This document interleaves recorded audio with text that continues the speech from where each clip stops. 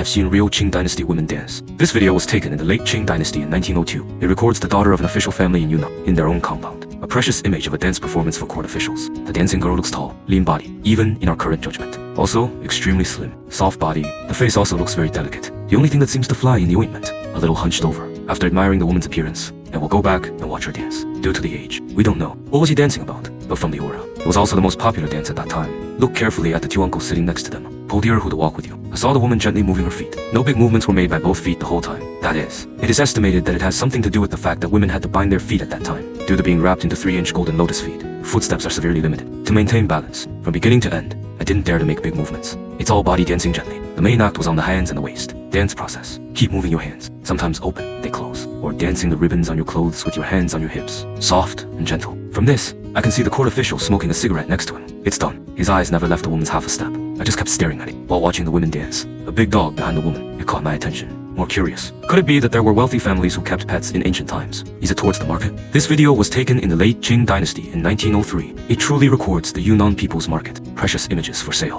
It's different from the Qing court drama scenes we've seen. There are no magnificent streets, no dazzling clothes to wear. The scene in front of you, it's just that there are vendors in shabby clothes. Some of them are hawking it back and forth with poles. Some found a place to put things away, sitting anywhere, staring at passers-by with bulging eyes. They patronize their vendors. Passers-by are also dressed in rags. Looks dirty. There's also a child who wants to hold a child. Walking again, shaking from side to side. Woman with small feet. It seems that the clothes on his body have not been washed for a long time. At this time, a group of people walked up to a group wearing white clothes, wearing a bamboo hat. The barefoot hawker stopped in front of him, ready to buy some of his stuff. Looks like an egg. It also attracted a big white dog from a rich family. People were skinny back then. The big white dog looks fat. I don't know why, but dogs get fat. It still seems to be dutiful. I didn't have the idea of beating eggs the whole time. After being picked and selected by the buyer, vendor, in white, he finally made his first business deal. And yet, while I was overflowing with compassion, a guy in a white coat walked in, swaggering through the camera. He wears sunglasses, hand-fed, looks tall. No one else is flinching. It must have been the son of a wealthy family at that time. I have seen some of the world, only when confronted with a camera that has never been seen before. Also full of curiosity, he took off the eyepiece, staring straight at Shenyang. Such a Qing dynasty. Is it, as you imagined, eat for the sky, no matter what the context of the era? People's pursuit of delicious food has never ceased, so let's follow the camera. How did the ancient people pursue delicious food? This video was shot during the Qing dynasty in 1903. It's about people standing on the streets. The precious shadow of eating in front of the store, in front of the steaming booth. A kid with long braids, eating while looking elsewhere on the street. It seems that the children's family conditions are also good. They are also less hungry for the food in front of them. After all, in those days when many people were still hungry, people who can come to the street to eat snacks, it's not just any family. Therefore, we haven't had time to figure out what he's eating. Just slipped away. The camera turns, and another kid walks up to a booth, waiting patiently for the stall owner's things to come out of the oven. Take the bowl carefully. The spoon is brought to a corner. He began to eat happily. He gulped, pushing the food in the bowl to the mouth. Although we can't see it clearly, what the hell is he eating in his bowl? But you can see from his expression, this stuff is delicious. It's a pleasure to eat.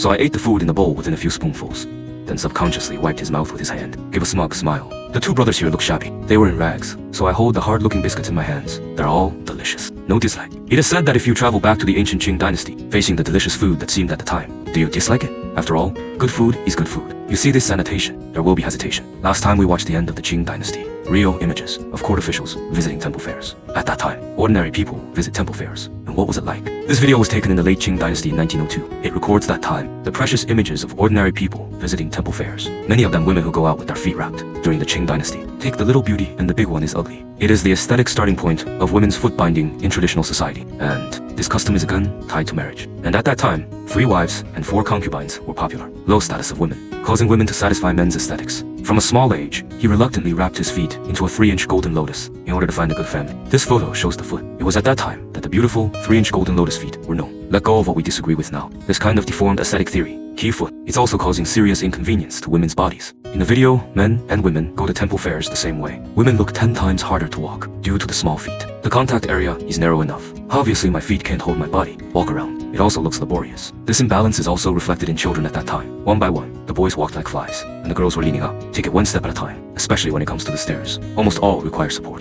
to go down slowly step by step. This is the real image of ordinary people visiting temple fairs. From this, it seems, the same temple fair, compared with the temple fairs of court officials. Is it for ordinary people? It feels so bad.